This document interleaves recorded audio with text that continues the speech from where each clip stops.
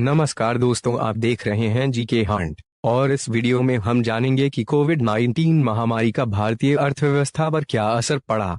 अगर आपने हमारे चैनल को अभी तक सब्सक्राइब नहीं किया है तो चैनल को जल्दी से सब्सक्राइब कर लें, साथ ही बेल आइकन दबाकर ऑल पर क्लिक करना ना भूलें। तो चलिए वीडियो शुरू करते हैं। दोस्तों, देश भर में जिस तरह की आर्थिक हालात बने हुए हैं, उससे चिंता कई गुना बढ़ गई है।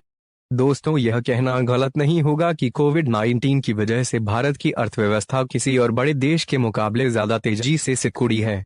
दोस्तों, मानवीय संकट और मौन नीति प्रतिक्रिया के साथ कोविड-19 महामारी ने भारतीय अर्थव्यवस्था में मौजूदा कमजोरियों को बेरहमी से उजागर किया है। कुछ आवश्यक सेवाओं और गतिविधियों को छोड़कर भारत की $2.9 ट्रिलियन की अर्थव्यवस्था लॉकडाउन की अवधि के दौरान बंद रही, जिसके प्रभाव की एक झलक आप सूरत की टेक्सटाइल मिलों में देख सकते हैं। जो फैक्ट्रियां कभी दिन रात बिना रुके काम करती थीं, वहां अब उत्पादन पहले की तुलना में केवल 10% रह गया है। दोस्तों, मोबाइल फोन की दुकानें हो या कोई और स्टोर, सब जगह सन्नाटा पसरा पड़ा है।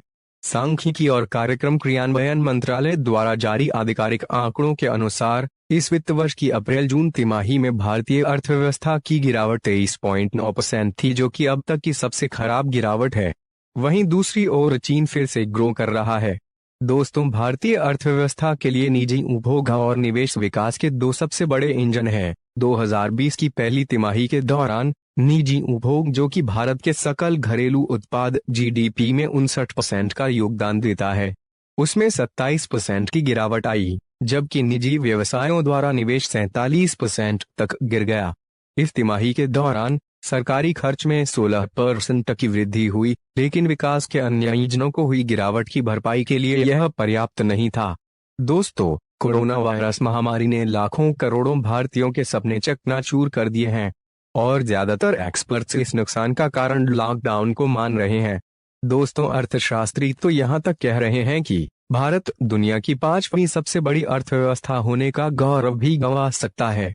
तिमाही दर तिमाही भारतीय अर्थव्यवस्था के बढ़ने की रफ्तार घटती चली गई है।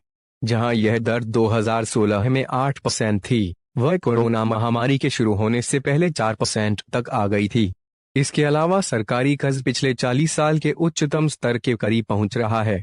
वर्ल्ड बैंक के पूर्व चीफ इकोनॉमिस्ट कौशिक बसु ने कहा, 2020 की दूसरी तिमाही में स्लोडाउन लगभग पूरी तरह से लॉकडाउन के नेचर की वजह से है। अनुमान है कि भारतीय अर्थव्यवस्था में यह गिरावट अगली 3 तिमाहियों में जारी रहेगी और निजी उपभोग और निवेश की मांग दोनों को ठीक होने में लंबा समय लगेगा। दोस्तों, बढ़ती बेरोजगारी और भविष्य में संभावित नौकरियों के नुकसान के बारे में चिंता के कारण गैर आवश्यक वस्तुओं पर व्यय में भी भारी गिरावट आई है।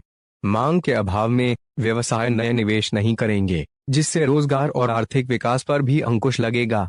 दोस्तों, अभी भी सुधार के अवसर है। भारत सरकार को कोविड-19 के सामाजिक और आर्थिक पतन को कम करने के लिए स्वास्थ्य और सामाजिक सुरक्षा प्रणालियों को मजबूत करना चाहिए। इसके अलावा आर्थिक पिरामिड के निचले भाग के लोगों की मजदूरी बढ़ाने के उद्देश्य से एक सुसंगत आर्थिक रणनीति विकसित करने के लिए तेजी से कार्य करना चाहिए। अगर आपको ये वीडियो पसंद आई हो तो वीडियो पर लाइक और कमेंट करना ना भूलें। चलिए दोस्तों, मिलते हैं आपसे अगली वीडियो में।